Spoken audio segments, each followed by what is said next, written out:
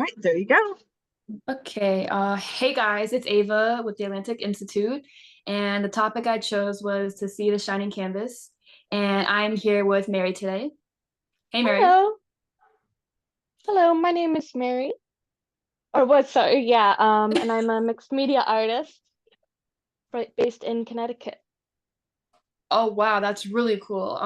So I have some questions for you, and along with other things, if you want to do a live demonstration, your choice.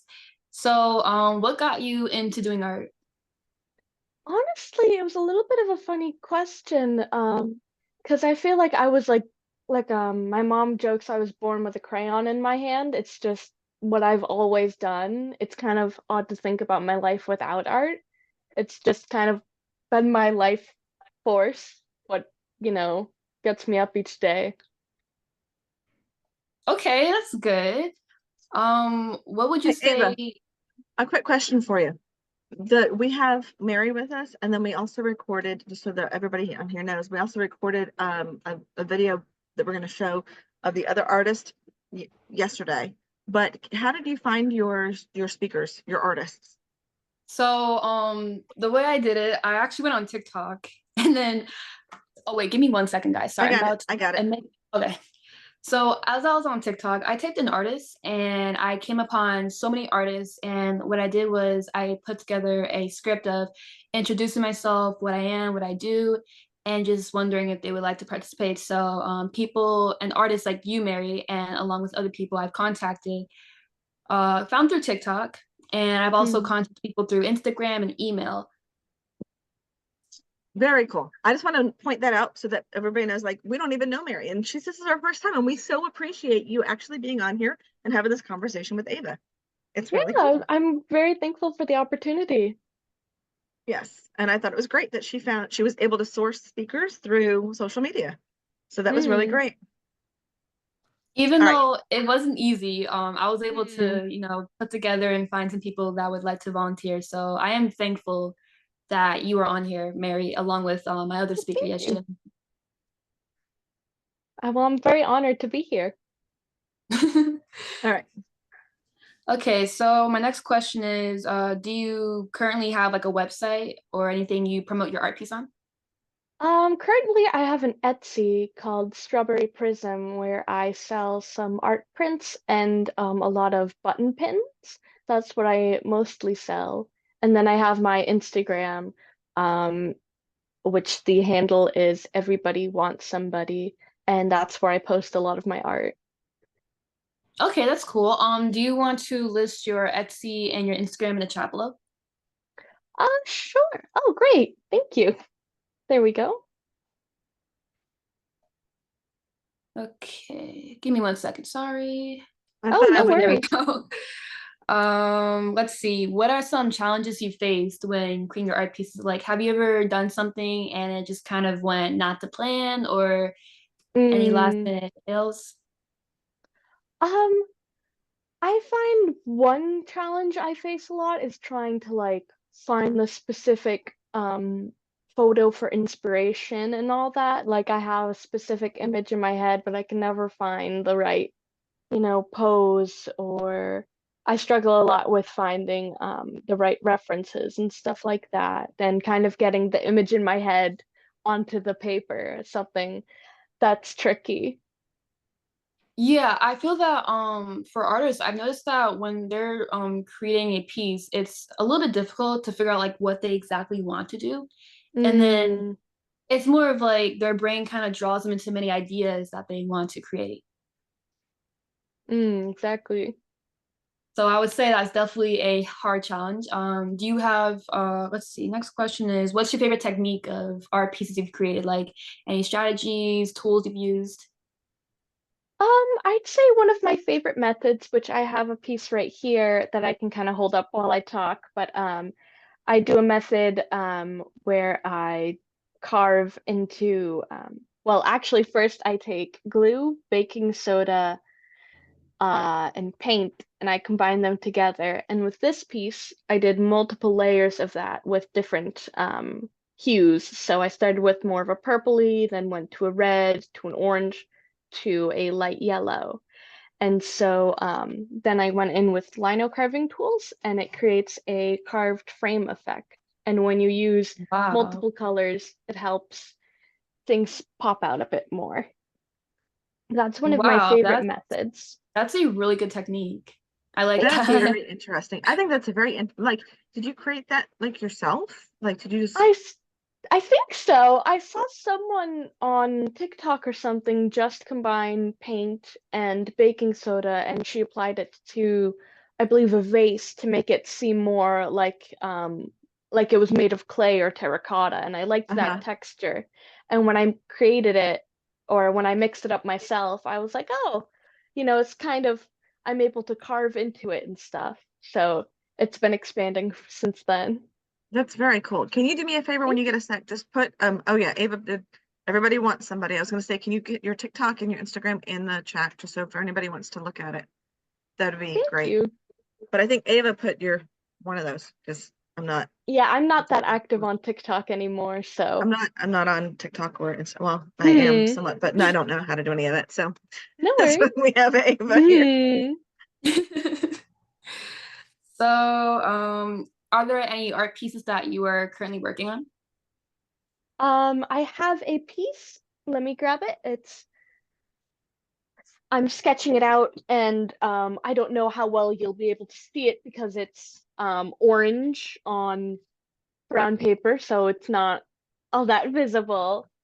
But I've been working on a series of some paintings of my first two were a couple of feminine lesbian couple, and now I'm working on a more masculine lesbian couple. That's been my next piece. I like to combine a lot of LGBT themes to my pieces and stuff like that. That's Very really cool.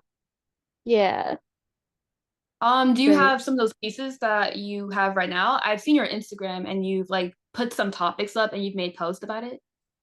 yeah,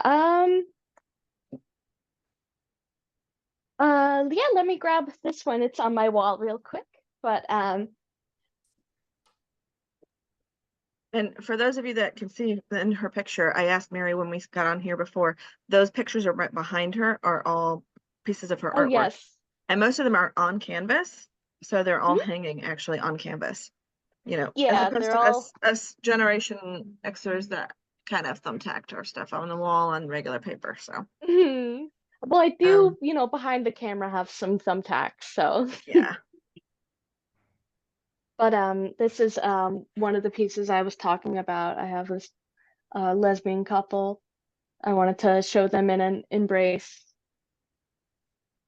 And this is on I don't have the exact um name of it, but it's basically the type of material on the back of a sketchbook. It's kind of like a compressed thin cardboard. Oh, Ah, okay. Um, yes. and I'm not the great best with names and stuff, but It's okay.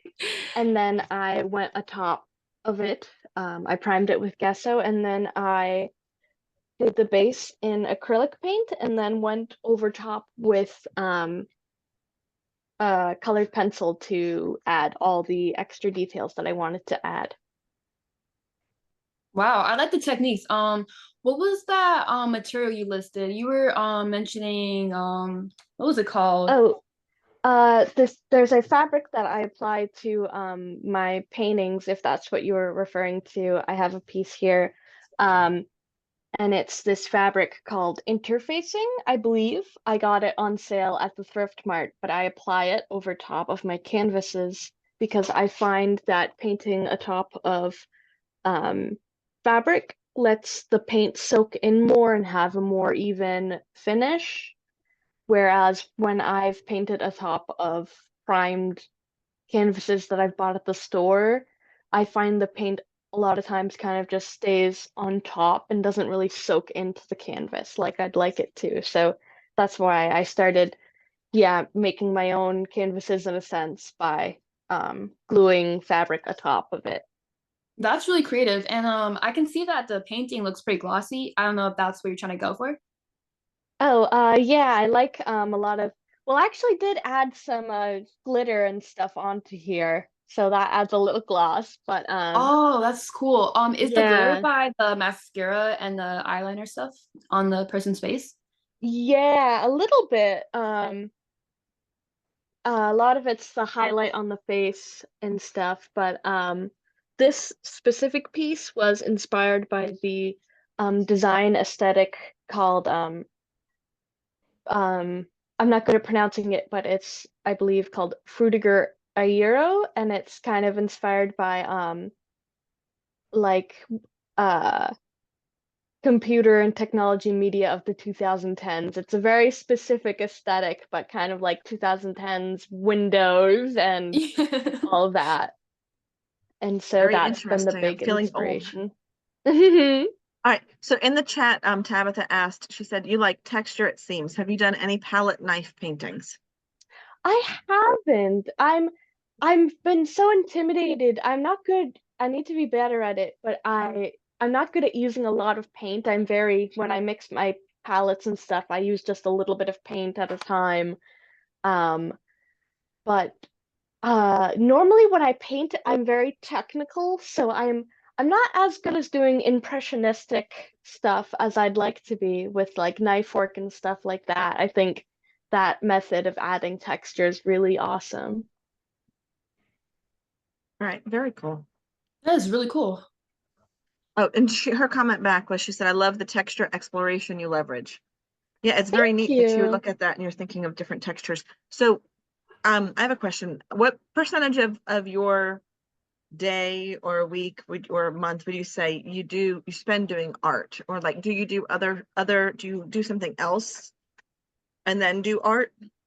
Um, so currently I live at home because I deal with a lot of health issues, so I'm not able to have like a typical full-time job, and so I do art as a living. I'm not making enough yet to like make a living, which, it's quite difficult for a lot of artists, but um so I don't have any jobs that I have to go to so I can spend a lot of my time dedicated to my art, which I'm very thankful for. And working on orders and stuff from my Etsy. I'd say I spend about maybe 40 to 50% of my day painting and working on art, and then maybe another 30% business wise on pins and stuff, maybe more depending on if it's a busy day or anything like that. Okay, yeah, I was just curious because like I have an uncle who's probably in his 70s. He now lives in Oh, Mexico, but he was always an artist that I remember growing up. So they would hire him to do the pencil sketches in the catalogs, like the Macy's oh catalog or wow. Bells, and he did the pencil sketches of the clothes and different and the model and so and I could never figure out why they needed pencil sketches instead of like just posting a picture. But Mm, he that they would have that was like their look, and so that was what one of the things he did for a living. And I remember going to his house and he would have shredded paper and he would have all these different mediums because he would do all kinds of different art. And I mean that's what he didn't really ever have a job. We always called him, I mean he was the typical like starving artist that yeah. lived that lifestyle. And he's retired now. He lives in Mexico. But his son, I tried to get me on this conversation as well, but he said, not my thing. Well, Hmm. he is an artist out in California. He does some art and he paints different things and then he leaves them in public places for Oh, people interesting.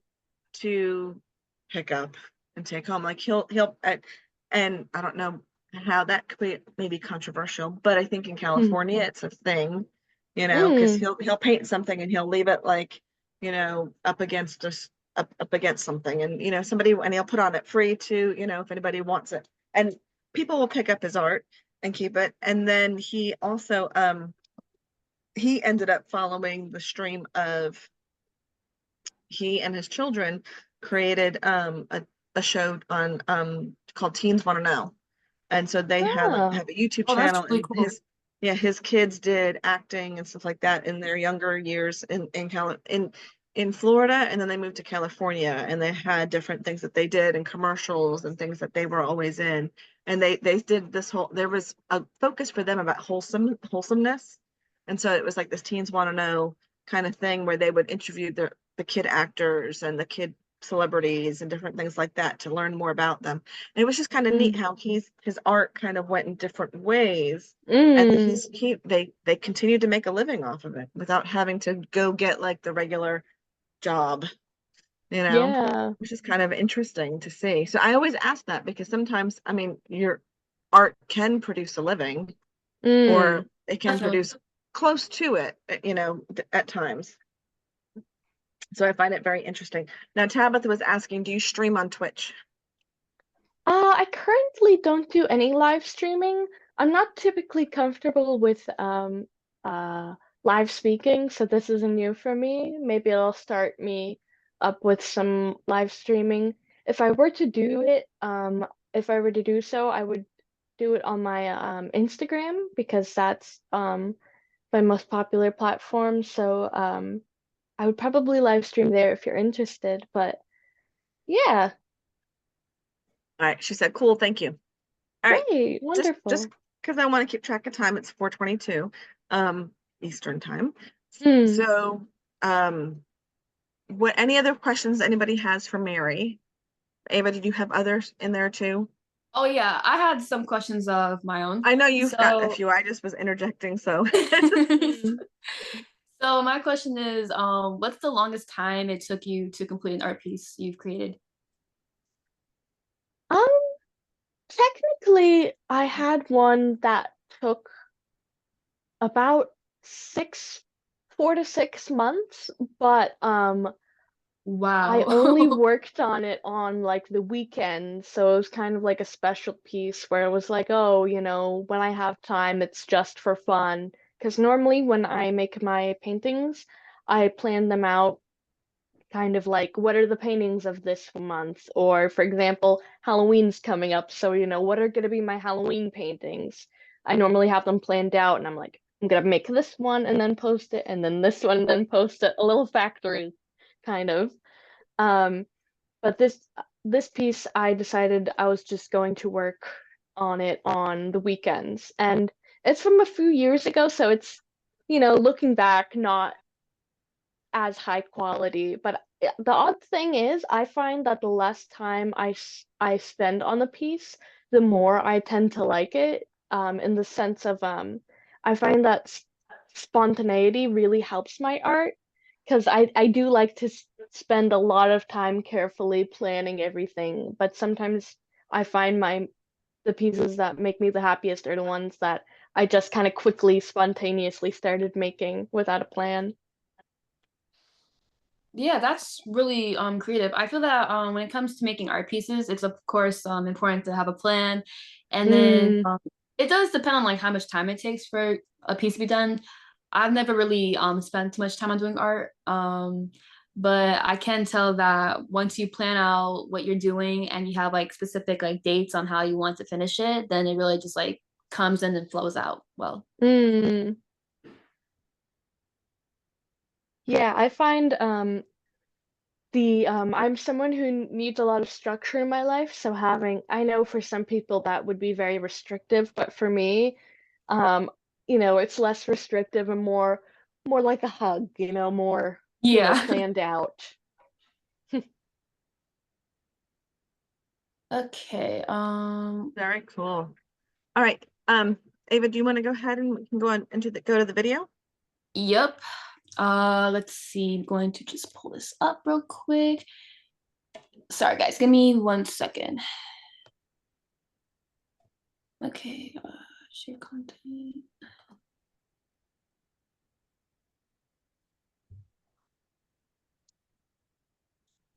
Okay. So here it is. So this one speaker I had on my event yesterday, her name is Maria, and she makes really cool ceramic pieces. There's a video right here I can play shortly right now of what she does. If there's something you wanna do, just do it. Don't let your head stop your heart from moving. So that's a little short video. And then I have the actual video listed right here.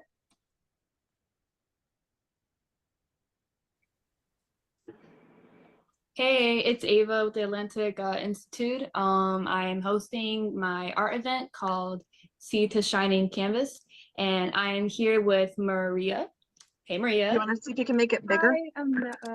Let me see if I can. Yep, right there. You should be able to make it bigger. Browser can't- Unfortunately, It's not okay. yet. It's all right. Just play it like that. Okay. Maria, also go as Mary. I'm a ceramic artist, and I'm glad to be here with you. That's terrific. Okay, so my question is what got you into like starting art, meaning like doing pottery and stuff, ceramics? So, actually was into art since I was a child. I used to paint and do different stuff, but ceramics always seemed like something magic. Yeah, there were Me, some so- glitches just to give you guys a heads up, but So, yeah. yeah, I always was into art, but in 2020, when COVID hit, I tried my first pieces with clay. It was back in Ukraine. I'm from Kiev, Ukraine. So when I was there, I started Wow. doing pottery. Yeah, and about 3 years ago, I moved to the US and I And then wow, that's Sorry. really cool. So when you started doing pottery during COVID, was it kind of difficult to like go out and just like create pottery with other people if you wanted to like experiment projects? So because it was COVID and it was impossible to go to like group sessions, I started one-to-one with a tutor, and also my friend joined. So there was three of us. So I've never actually been to like a proper pottery class. And here I'm currently a member of the pottery studio. So that's the first time I'm doing ceramics with a lot of different stuff like that. But before that, it used to be just me. For some time, I was doing it in my kitchen. So That's I was cool. pretty isolated with all of that. That's cool. So how long would you say it took you to learn how to do the techniques of pottery and learning the type of aspects of it? My teacher, she was only doing hand building. So I started with only hand building techniques, which can be pretty easy. For example, pinching technique, when I just take a bowl of clay and pinch out the shape. Yeah. Yeah, And that's the simplest one.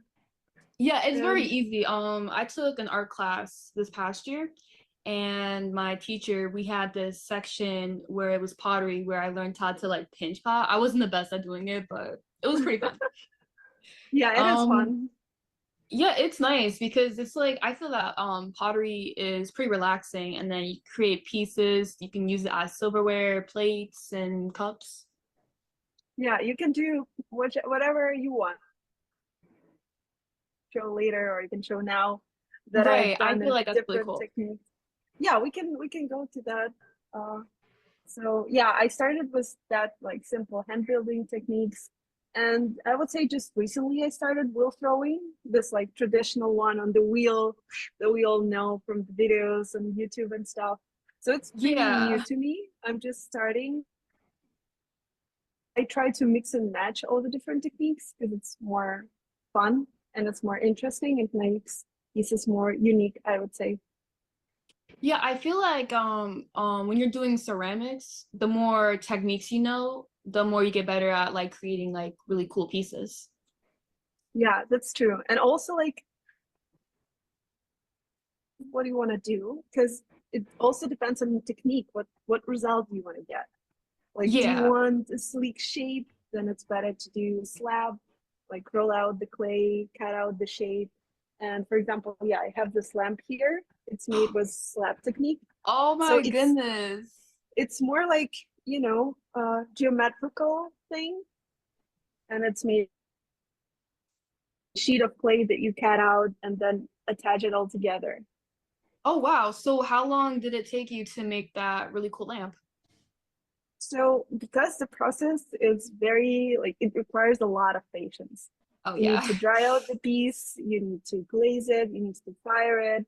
So I would say for this one,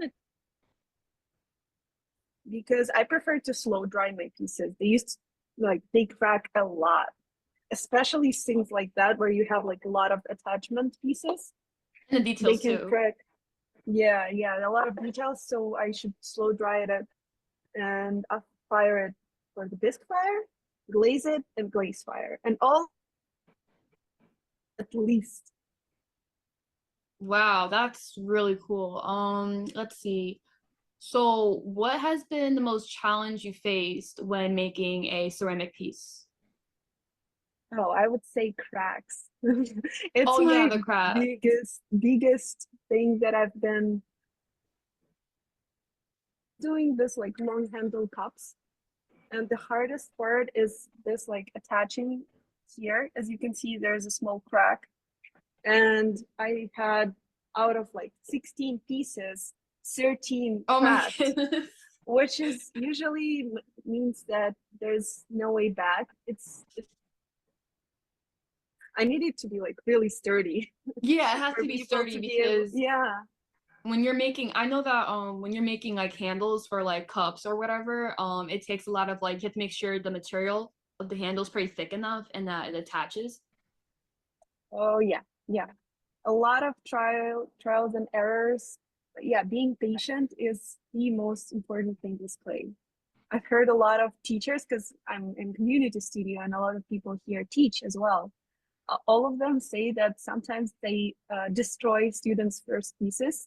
And like lesson number one, don't attach to your piece because it can get wrecked at any stage of making. Oh my goodness. We need to accept that and be patient. Wow. Ceramics is definitely like a time-consuming process, I can tell. It is. Um, let's see. Do you have any like favorite pieces you've made recently or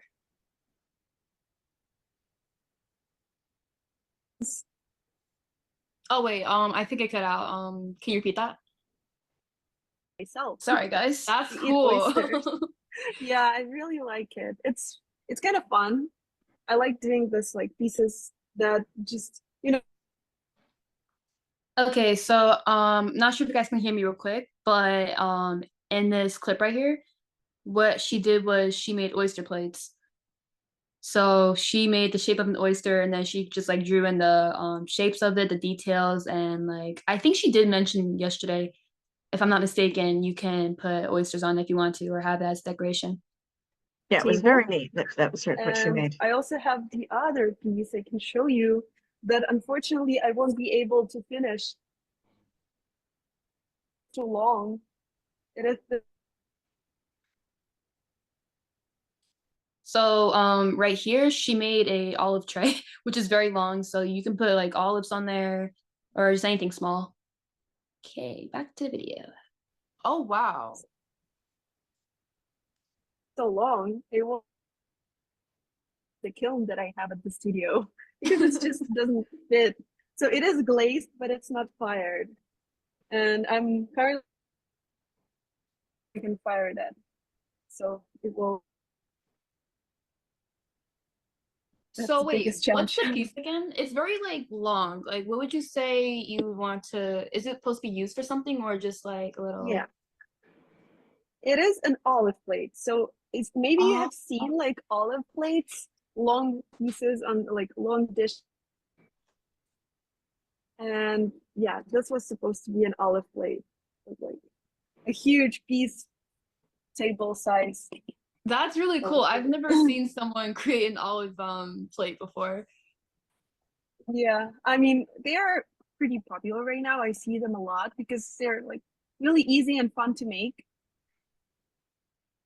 Very has like very specific use. For example, olive plate, you would use it mostly for eating olives as well as oyster plate. Only Yeah. for oysters. Yeah, that's what I like.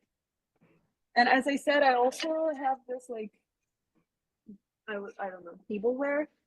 Oh, so like the So spoons and then silverware. forks. So yeah, this is kind of fun. I like this too. That's really cool.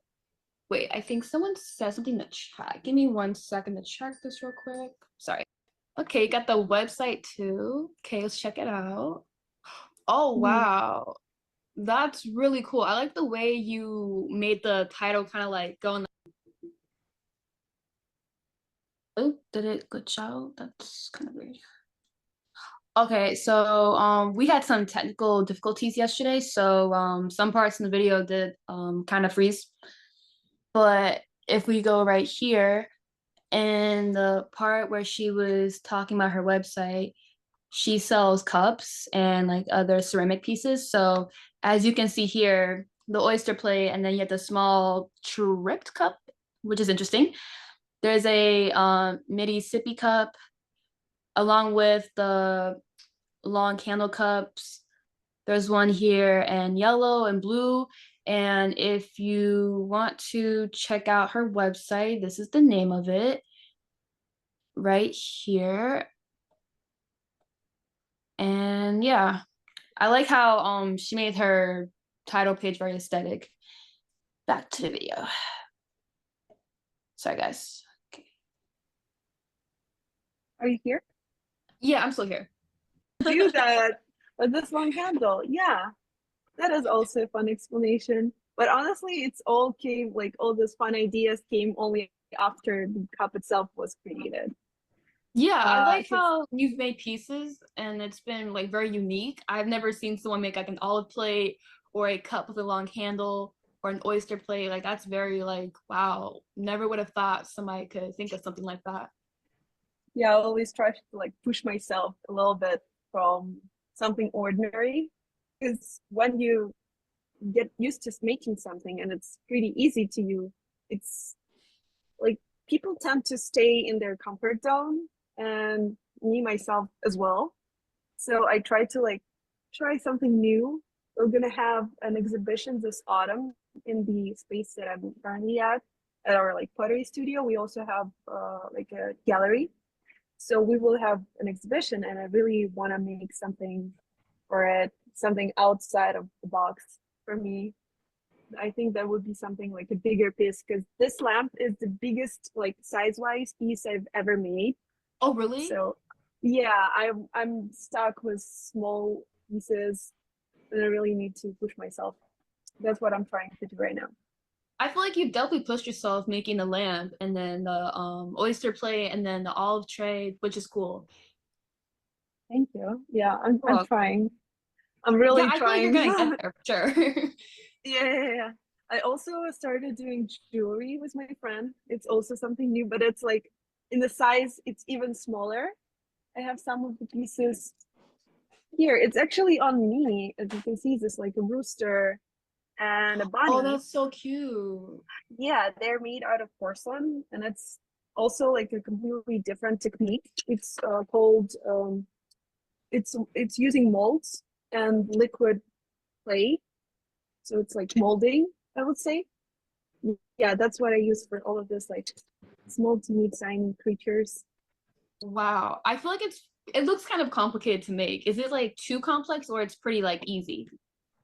I would say it is really complicated at the beginning, because you need to know how to make the mold and which like density of the clay you need, how to make it liquid enough but not too liquid.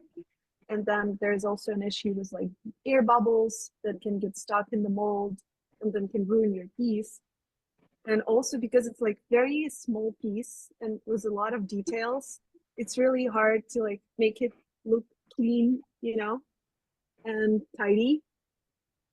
Because with bigger pieces, you can like smooth it out pretty fast with your fingers or tools. But with the small pieces, you need like teeny tiny brushes. Yeah. Yeah. So And I'm clumsy. I would be honest, I'm very clumsy. I could understand that too, because sometimes when I'm doing things I get like clumsy too. So one last question I would like to ask you to not waste too much of your time today. What would you want to do in the future? Like, do you have any future plans you want to pursue in your ceramics or? I want to keep doing ceramics for a little bit. I don't know, maybe not for a little bit, but I used to be a graphic designer before that. I quit my job a year ago. So I've been doing ceramics full time for a year now. And I think at least one more year. And then Yeah, we'll I see. feel like honestly, whatever you like to do, just keep doing it, because if it makes you happy and then people like your work also, it's more of like, okay, that's time for me to keep going, not to stop. Yeah. Yeah, but burnout is real. So I'm trying to be careful with all of that. That's why I'm trying jewelry. I'm trying making new stuff, challenge myself, because I had a burnout a couple of months ago doing mostly cups, because that was something that people would buy that could help me and like make a living. But at the same time, I was very limited to one piece that was selling. So right now I'm keep doing my cups. I will do jewelry, and we'll see, maybe some other fun projects that will come up along the way. Yeah, I can't wait to see like more of your pieces. And I have seen your TikTok. I do like your videos. They're really cool. Yeah. And honestly, just keep doing what you're doing. It was really, really nice to have you on here. I really do appreciate you taking time out of your hands to join and, come on my event and just talk a little bit about art. Thank you for the invite. I'm really pleased. Thank you And I so really much. I enjoyed. really appreciate it. Yeah, thank you. Good luck with that. I can't wait to see it on YouTube. Of course, of course. I will send you the link once it's uploaded. And we do have another speaker tomorrow. So okay, so that's it. So I have a question. Has anybody on here seen an olive trade? Because I did not know that they existed. Me neither. And I will thought it say, was quite interesting. I will say if people are interested, there's a show called The Great British Throwdown, all about pottery. So a lot of the techniques she was mentioning I had seen on that show, like the pouring porcelain into molds. So if anyone's interested, I believe it's on HBO Max. It's called The Great British Throwdown. It's all about pottery. It's very Mary, interesting. so porcelain, is that a liquid? I've Like never, it's I not a don't clay? know too much. I believe a common method with porcelain is you can throw it and use it as a clay, but you can also, I believe, I don't know too much about clay, but from what I've seen on the show, you can kind of dilute it down with water a bit to line the inside of the mold, because you don't want to fill it fully.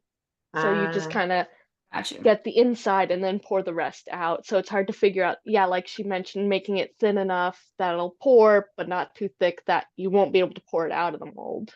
Yeah, very interesting. I always think of porcelain as something breakable very easily, so I don't know if I would wear it. Yeah, as me a too. necklace, but Mm. I can see how, like, it probably, if depending on the thickness of it or how it's mixed, it could probably be pretty sturdy. It's kind of it's just a very neat way to do things. Mm. So, but I thought her idea of the things that she made, like the long handled cups, I was like, I bet you those, were popular. People like some of those things, and I get that there's burnout too. So I was going to ask you, how do you deal with some of your artistic burnout? That's a good Because question. It's something that I do struggle with a bit. I find getting playful with art helps a lot because I can get a bit machine factory with it. So spending time to just sketch and be really free with my like sketching and stuff. For example, I've been going to an open mic event at this coffee shop near me, and I practice sketching the people up on the mics. And it's a fun way to kind of quickly practice, but also get the fun back into the art.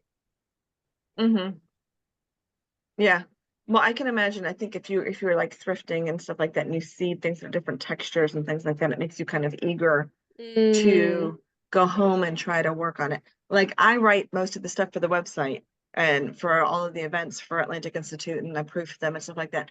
And there's just sometimes I'm like, I don't really care to write right now. I've got a writer's block and I don't really want to go look at anything. And it mm, looks fine. you know, and I'm like, maybe I'll just throw that in the chat and the AI stuff now and see where they improve. And I'm like, give me some new artistic words to think of, because I mean that burnout after doing this for 10 years is like, I don't really I could want to now. imagine. But I'm curious if anybody else on here today does any type of art that would like to chime in and share with us any type of art that you might do, because I'm curious if anybody creates anything, does anything artistic. Yeah, and you don't have to, but I'm just curious. I know at times I've actually painted some. I feel like I must channel my father's side of the family that has this artistic flair, you know, and I've painted every once in a while. I've gotten like just an artistic flair to paint. Years ago, I painted this big, huge sunflower on one of my friend's Oh, wow. doors, you know, and now, you know, I was probably 15, 16, and I'm like, I wish I would have taken a picture of that. You know, it's this big, huge sunflower. And I have this little signature little worm that I put in the corner of anything that if I do something really artistic, because it's like my little tiny worm with a little hat with a little daisy sticking out of Oh, it. It's like my little cute. signature.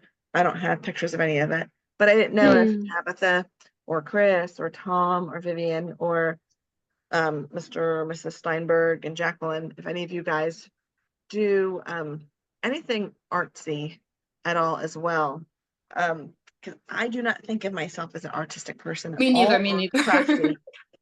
Or crafty. I leave that, if we're doing something with the school or something, I leave that up to the other moms to kind of come up with the way they put it up together. I'm more like, here's the data, go for it. You know, but I try to embrace that. Sometimes I go, okay, no, I can be crafty, I can be artistic. I feel know. that I think everybody everyone in their own can. way. Yeah. Yeah. And I try to go like, no, I'm not going to say I'm not. I'm going to just go with I am, and I'm going to try to create my own thing. Because sometimes it looks so cool. Like It some of the stuff does, that it you come does. up with, it's so neat. It's so cool, you know? And I'm like, I wish I could do that. And I'm like, no, I probably could if I put my mind to it. And then sometimes I think I'm the kind that I think out of the box, and my creativeness comes with some of the topics that I choose for Atlantic Institute. You know, sometimes like there's different topics. So, you know, I'm like, that might be my way of expressing my creativeness. All right, so Steinberg said, I have taken drawing classes and pottery classes a while back. Tabitha said she's pencil and acrylic mostly, some digital art. I'm learning it. I recently learned about and made artist trading cards. Oh, interesting. Artist trading cards. I Wow. haven't heard of those. Yeah. Interesting. Interesting. All right, very neat. Yeah, I haven't heard of those. I look, Tabitha, do you have a picture of what some of that is that you could share real quick? At all? You know, sometimes I think it's interesting because my boyfriend out here is a mechanic, so we have lots of different metal, different works and things like that, and he will make useful things, but he will weld, and he will look at this part of this thing and this part of this thing, and he'll weld it together and make something quite useful. And I think sometimes Oh, that's his wow. creative Yeah. as well, where it's not art so much because we're making something, a tool or a useful thing or a Yeah. shelf or something, but it's like completely man-made, you know, like with like welding and painting and stuff like that. I'm like, oh, interesting. I feel that welding Wow. can be hard. I don't know. But I find people that can even do that and do art through stuff that they weld. It's kind of interesting because that takes a lot of skill, just like Time all the consuming. other artists take a lot of skill too, you know. So I'm like, dang. Impressive. Google should bring up great examples, she said, of artist trading cards. Okay. All right. I'm not gonna Google right now. I could. Let's see if I can. Trading cards. I'm curious as what that is. Oh, question. You said you do pins. Yes. What I do you, do. do you have, can you show that? I have an Etsy. I don't know if I've actually created a Zoom account today. I'm quite new to Zoom. I don't know Okay. exactly if I could do that, but my Etsy is called Strawberry Prism, and yeah, I sell button pins. They're a little different from my painting style because I draw them digitally. But I do Uh-huh. have some pins of my paintings as well. But yeah. All right, let me just see if I can. Oh, no worries. And that's cool that you create pins. I completely forgot about that. Sorry to mention. But so what's the process like making pins? Um, Basically, I start with a design sketched out on my iPad, and then I'll format it and print it out. And then I'll cut out my designs into circles. And then I use a button press machine to I put down my metal piece, paper, and then a plastic layer to kind of protect the design. And yeah, I've been meaning to invest in a fancier one, but you know, you don't have to buy a fancy one to be able to start out with button pins. Like Yeah, mine is a crappy one or a not very expensive one from like Amazon or something, but I've been able to be pretty successful with it. So you don't need the most expensive materials and stuff to be able to make it work. yeah, as long as it's capable of getting what you need done, then it's useful. Yeah. And you don't have to spend like a ton, like you said. Hmm. Are these your Exactly, garlic, yeah. garlic lovers pins too? Oh Or is yeah, I do have garlic like, pins. okay, so here I will, so on Zoom, in the bottom, there's usually a green button. You can hit share screen. So I will Oh, share my screen. Um, so people can see that so these would be the buttons. yes. I have some buttons and I also have some stickers, which I'm planning on expanding my sticker collection, I was but I like, have a garlic bunch. lovers? I was like, that's so cute. Thank you. Yeah, the garlic one is a popular one, I think because it's just so out there. Yeah, very cute. I think I actually heard about some kind of garlic festival Oh recently. wow. Um, which I thought was very interesting. So there's but the pins. So I'm put that in here. Actually, I do have an Etsy that I log into every once in a while. All right. Hmm. Well, I'm good. Do you have any other questions? Anybody else have any other questions or any thoughts or anything? We're coming up just about an hour, so usually we can wrap it up. Anything else you have, Ava? No, that is it. I really do appreciate you coming on here, Mary. That it was very nice to have you on and showcase some of your artwork, talk about like what you've been through and your creation. It was really nice to see all that.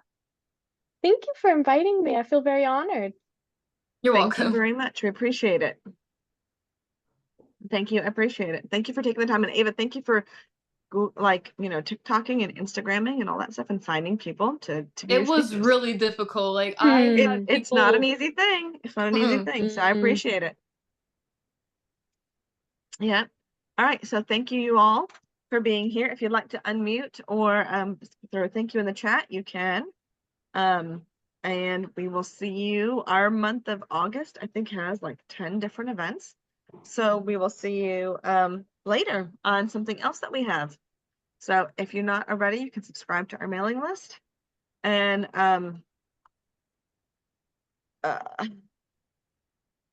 and I will just like to say thank you very much. If you did not get a chance to put in the chat where you're from, please go ahead and do that now. If you joined us later. Yes, you're welcome, Chris. Chris said thank you very much. That was very varied, interesting, and inspiring. So yes, it was very interesting to see all the different kinds of art because sometimes we only think of canvas. I will tell you, if you are in the US, we will be kicking off our creativity contest this month with middle school and high school students. So you can, we're making this as our first year, making our contest statewide. Not statewide, I'm sorry, nationwide. Hmm. Let me see if I can share our contest. So we are trying to really work hard on reaching all of the states. Right now we have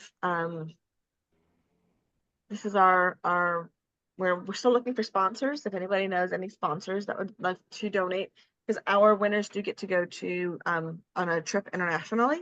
This year I do think Okay. it's going to be London and Paris. And so it's how our cultural threads bind us together. I don't have the full workup. This was our last year's conversation. Our creativity contest was embracing diversity. How can we learn to respect and appreciate different cultures? So we always have something timely. This year, since we're doing something nationwide, we did Tapestries of Life, how our cultural threads bind us together.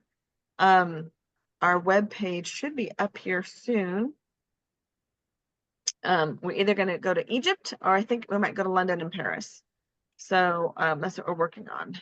So we have 33 more states to get names of teachers or principals or guidance counselors.